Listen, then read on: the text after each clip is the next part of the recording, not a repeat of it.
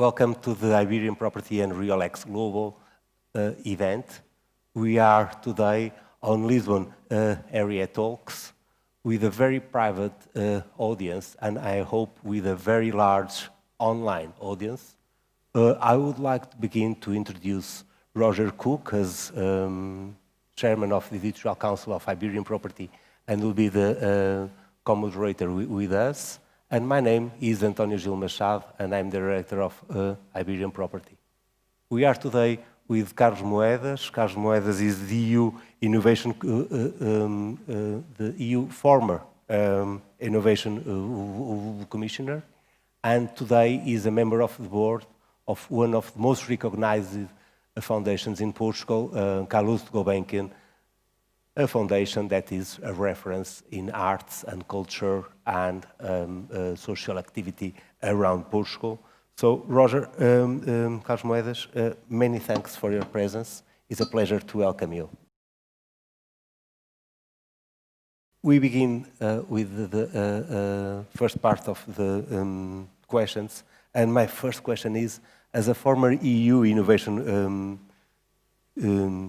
Commissioner, how did you experience these pandemic days? And my question is, if you deal with innovation, these times was a trigger for accelerating innovation and trends?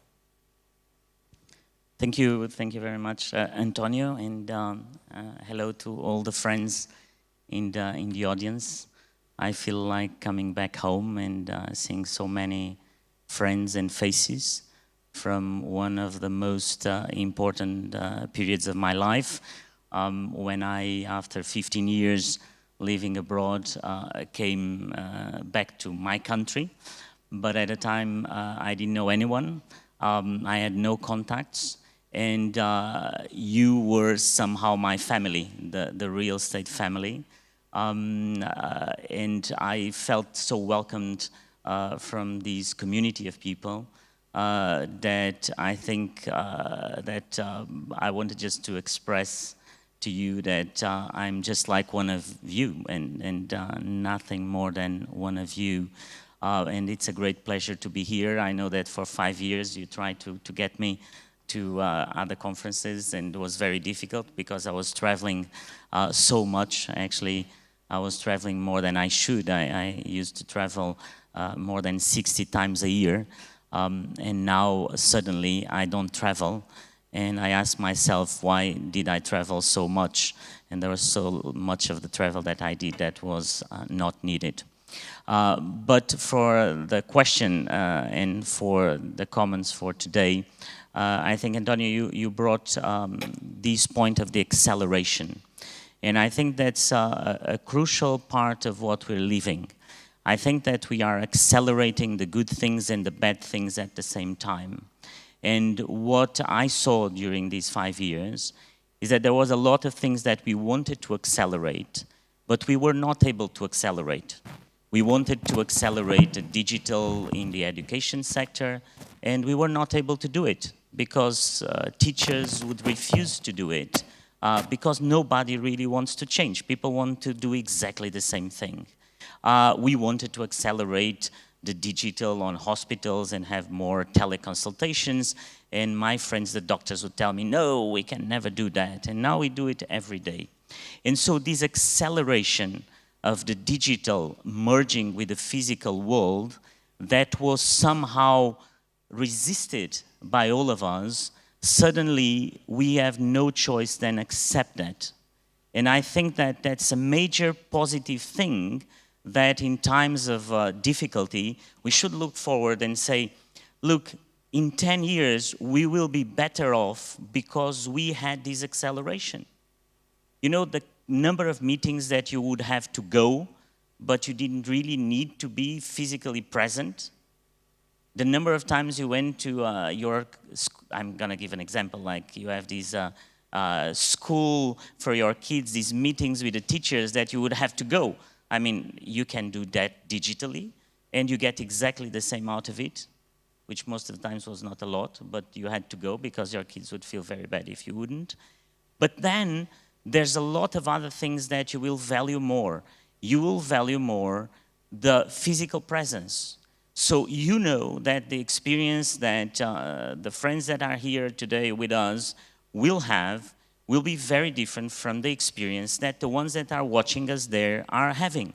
And so these two experiences are so different that when you go to some place, you go because you really want to be there, because you want to have that experience. So somehow, what I mean is that the fact that you're getting more digital, it doesn't mean that you're not giving more value to the physical side of your life. You actually tasting it more than ever, and you'll give more value to it than ever. And so this merging between the physical and digital world, which was something that I worked for 5 years at the Commission, I'm very happy to see that it's happening in the good way. Then you have other accelerations that are bad. I mean, you are accelerating this conflict in between your freedom and the control of the state. And there we have to be very careful, because the ones like believe in freedom, I think that we feel that somehow the state is invading us. And that is not good for any of us. We have to be very careful, because when states grab power, they never come back. It's like taxes. If you tax 1 year or more, it's not going to come back. And you know, that is the part that is really getting scary. I think Harari puts it very well. Now we have our phones and everybody knows where we are. And now you kind of feel that now everybody knows how we feel, right? If you have now a device that as I enter this room and people measure my fever, if I have temperature or not, that is a bit scary. It's going to be Carlos Moedas on 10 a.m. or whatever, it was like 36.2 degrees of temperature. Why do you need to know that? Who's going to get that data? Where's it going to go? So this dichotomy in between freedom and control is going from over the skin to under the skin. And that scares the out of, I mean, it scares all of us, like in a more, I would say, not very, very good way, because you feel that. And I think that these two accelerations, they are different. One is good and one is bad. And you also see that on people. I mean, you have people that have basically get these as positive for their lives, and there's other people that are desperate in these times, and you have to help them. So that's the way I see the acceleration. My question really to you is a bit more of a general EU question. I have the feeling that a lot of companies, a lot of citizens expect rather more from the EU. At the moment, we don't seem to have much centralization of policies to tackle the crisis, not much consistency with policies and restrictions around Europe, and they seem to be changing very frequently. Do you think we can expect more from the EU in this role? The question is that, do you want more from the EU? Because there's always this false kind of a perception that the EU has a lot of power. And the EU, frankly, I've been there for 5 years. There's so few powers that you have as a commissioner or as a president of the commission. And then sometimes it plays like a game of mirrors. Like you're the president of the commission, so you have to show that you're like the boss of Europe, but you don't have a lot of power. And especially during these pandemics, what you saw is that the whole public health powers are at the national level, at the member states. So even if the president of the commission, the commissioners, the European Parliament say, oh, let's do like this, let's coordinate among ourselves, the countries will say, no, we don't want to coordinate. That's what they did. And so I think there's one part of the point, which is to really tell people the truth. What are the real powers of the Commission? And the real powers of the Commission are very few. It's competition, and then everybody loves Margaret Vestager and the Commissioner for Competition, because she really, you see what she's doing and you feel that, and you know when she goes after Apple or Google or whatever, you know it's her.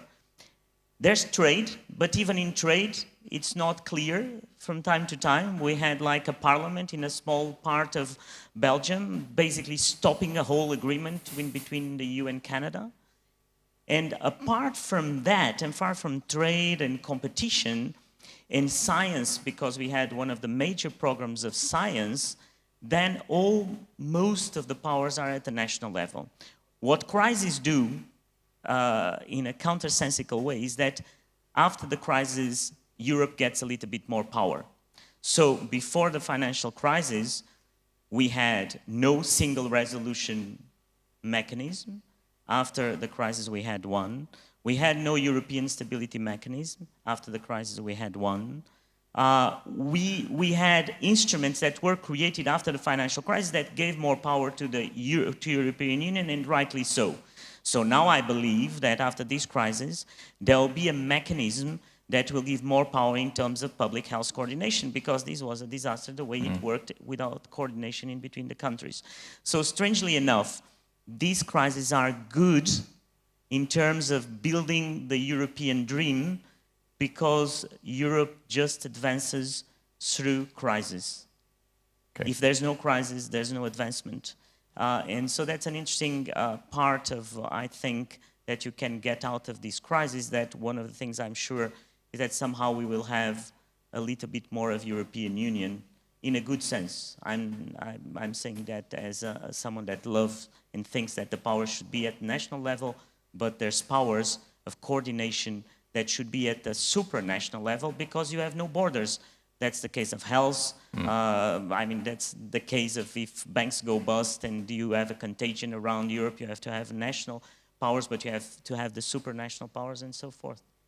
I think you just confirmed what I always felt, that the European Union is probably one of the most or least understood bodies, most misunderstood bodies around. And I think you're confirming that's probably not a misperception. And it's really more than you think. When you talk, it's very interesting that the US, they were able to basically, through telling the story, to actually make that even Europeans know what's the US Senate, they know what's the US House of Congress, they know what's the White House, but then you ask them about what's the Council, and they don't know what you're talking about. Do you ask them what are the European Parliament, and they know that exists?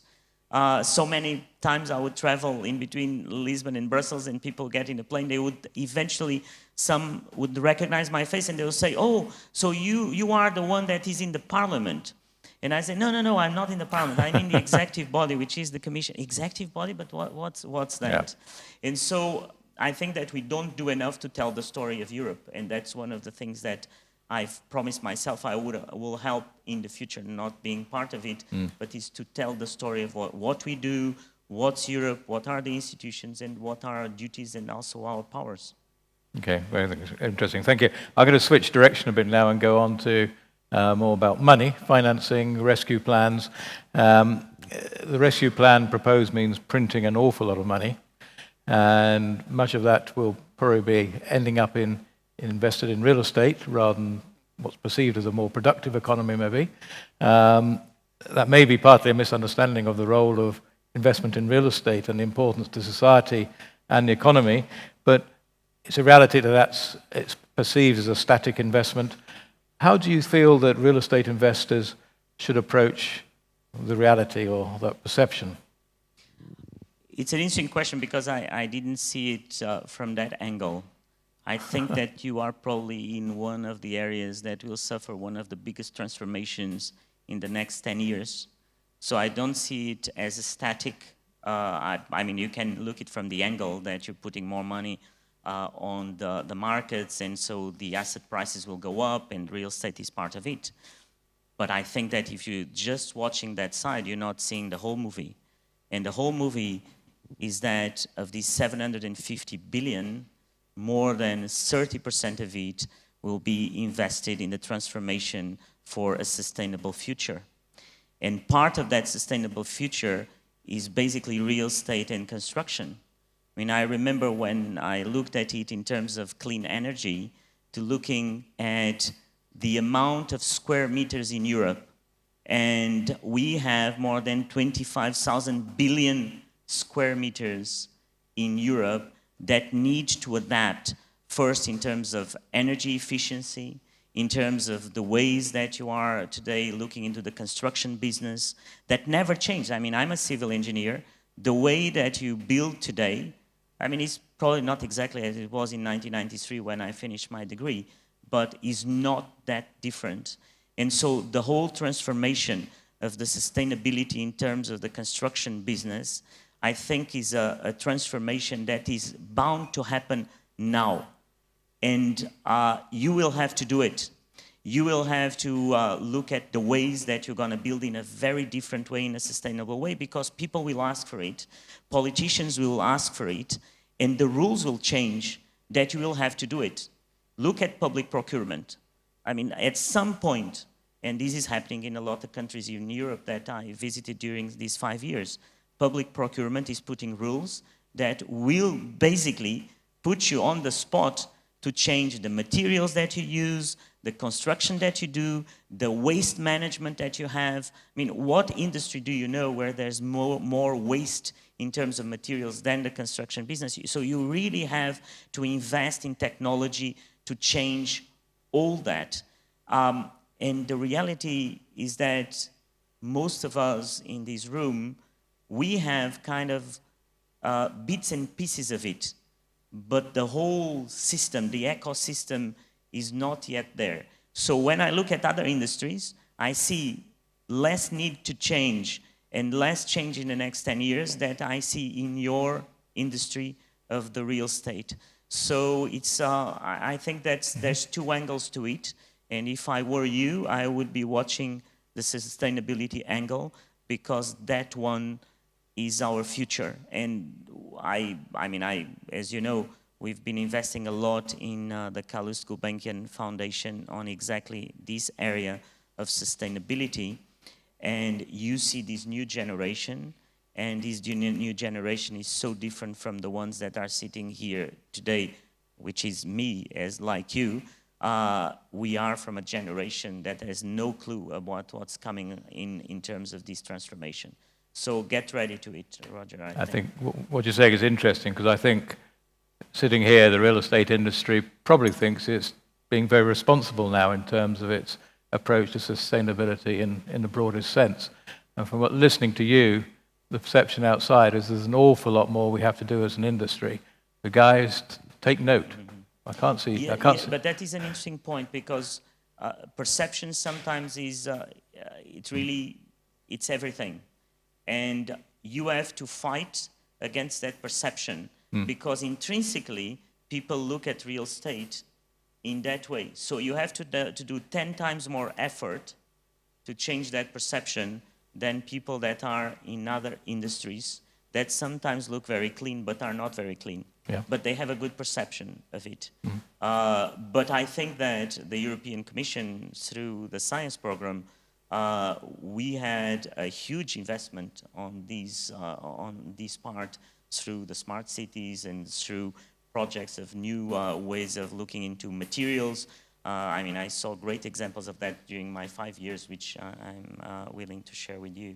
Okay, thank you. Antonio. That comes exactly, you anticipate my next question, because really the Green Deal is one of the major EU programs, and with a big impact on the economic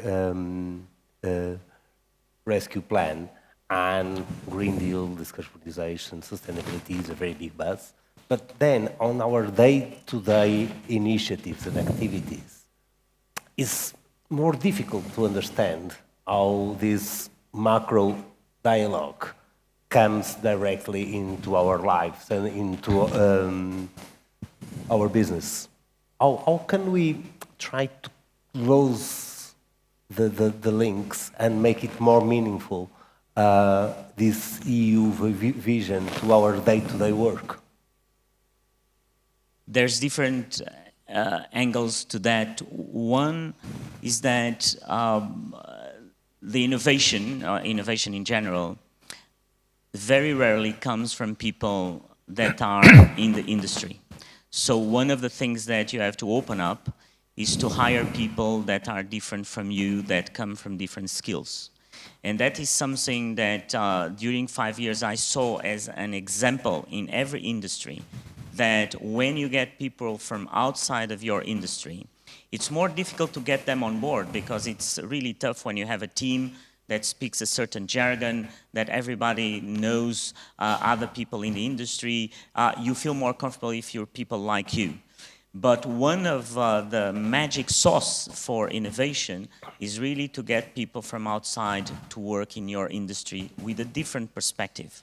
So if you look at that perspective and you get people that come from other industries or other sciences to work with you, you will get those ideas. So when you look at basically construction, one of the things that is more important in construction is to have people that can think the design of the organization, the design of the process, how do you do it? And a lot of you, of course, you have already people that come from that area.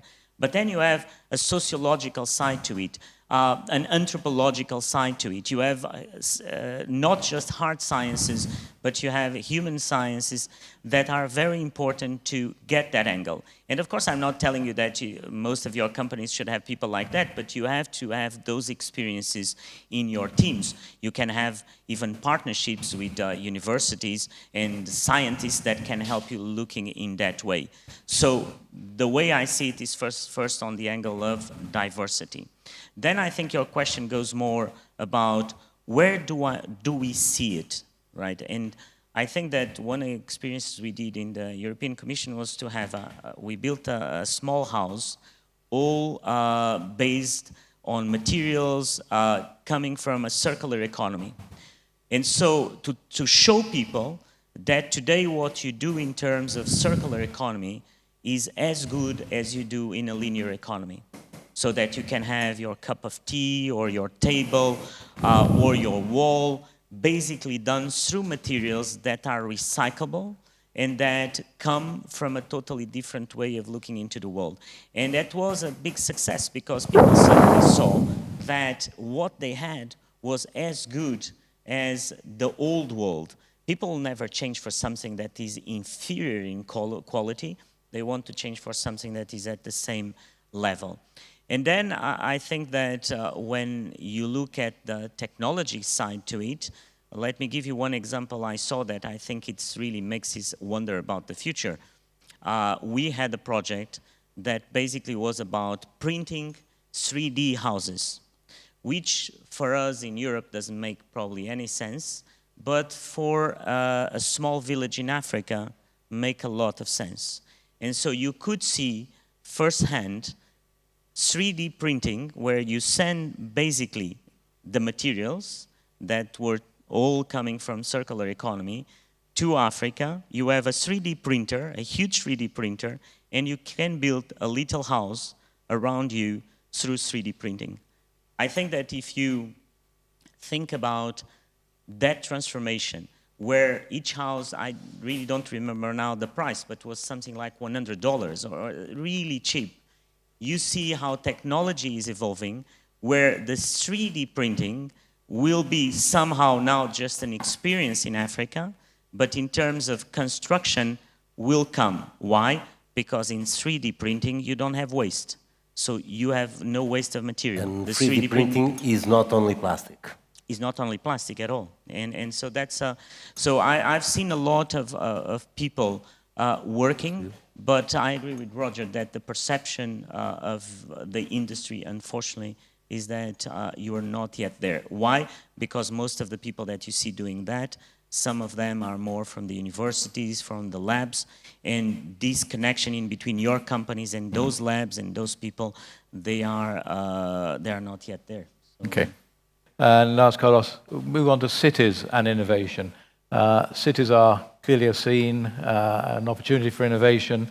There's a lot of buzz about smart cities, but a buzz and an evolution change which I don't think is being felt by companies and citizens on a day-to-day basis. Could you perhaps give us one or two examples of the best innovation initiatives you have seen in cities? So I think first we have to, there's this vague concept of smart city, which there's no smart city. There's smart ways in different cities, different projects. And so people imagine, because we kind of created this narrative, that there's a city that is smart. And, you know, I've never seen that, and I don't think we will see that. What you see is ways of looking into the problems that are dealt with a smart way, or artificial intelligence, or sensors. And so what I see today is that most of the cities are moving in these two directions of the digital and the green. And so then you have different shapes of that in different projects that I've seen around. I think, let's give you a couple of examples, like Copenhagen, or in 2022 will be Grenoble, the smart city of Europe, and others around Europe.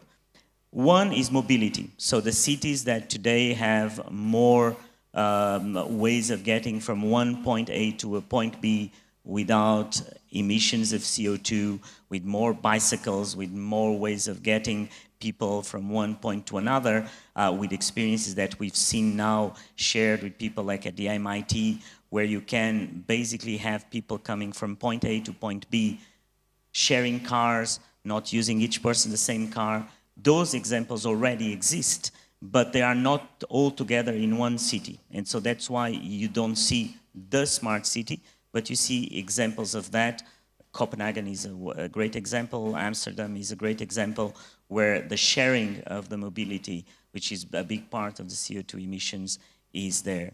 And so my point to you, and let me give you a Portuguese example. I mean, Oporto with Veniam. I think Veniam, which is a great Portuguese company that basically is about the Internet of moving things, today has a lot in Oporto in terms of buses, cars, where they have Wi-Fi antennas in most of the public transportation in Oporto, yes, that gets information directly. So that's a great, you know this example, right? That's very funny, because you can see how the city works like a heart, with flows, people coming in, people coming out. And it's almost with red and blue lines, and you can see the city pulsing, exactly, with this. So Veniam is a pure Portuguese company. It's a fantastic idea, and the idea is that the public transportation can get us a lot of data, and with that we give free Wi-Fi to the citizens, and you get all these data that you can work in terms of designing the city, the urban planning, where are people moving. If there's too many people here, probably the urban planning should move people to other places of the city. So that's the case of Oporto, the case of Braga, the case of Aveiro. So many cities in Portugal that you would say they are smart cities, because they have a lot of these technologies now working. But for me, the smart city is when you connect the physical with the digital in a way that people are at the intersection of these two worlds. And that's what exactly a smart city is, that you are in that connection and you have the skills for that connection. And so what's the main problem today about smart cities is skills, because our generation was not trained for that connection with the digital. And so most of the things we do are in the physical world, and we don't have the ability to connect to that digital world. We don't have the skills. And so when the young kids, when I go to schools and they ask me, what should I do in the future? And I see, be comfortable in the intersection of the physical and the digital. You cannot be all digital, you cannot be all physical, but you have to be on that intersection. And if you're not good at that intersection, you'll have a very hard time to find a job. Two final questions. Smart cities, but better than that, because that means a lot for these people. Smart governance of cities, because, you know, smart governance is something that people in this room always complain a lot. But it's not only for Lisbon, it's not only for Oporto. Once I was talking with a very recognized man, Álvaro Portela, and we were talking about this, and he was saying, well, please do try attend Athens, where it was completely impossible to approve anything at all. So if you complain about Lisbon or about Portugal, try Greece. But smart governance is a thing that worries a lot the people in the room and real estate. Do you see all this digital buzz, smart cities, improve also smart governance? Not yet. I think that that connection that I so often speak about, the physical and the digital, is exactly there where we are in the middle of the bridge and we know not where to go in governance issues, because you had basically this disintermediation of our lives through digital, and people today think that everyone can basically be part of a government or be part of an administration. And people that are the ones elected to do it, they feel that, so they are afraid of taking decisions because they know that they'll be blamed by people that say, no, I would do this way and I can do it and the digital allows me to participate. And so you invented kind of like these public consultations or ways that you can ask people, do you want to do a roundabout or do you want to do a statue? But that's not really involving people. That's not really the governance that we're talking about in the 21st century. The governance that we're talking about in the 21st century is to involve people in designing the solutions. And how do you do that as a local or a national politician? And nobody really is yet there.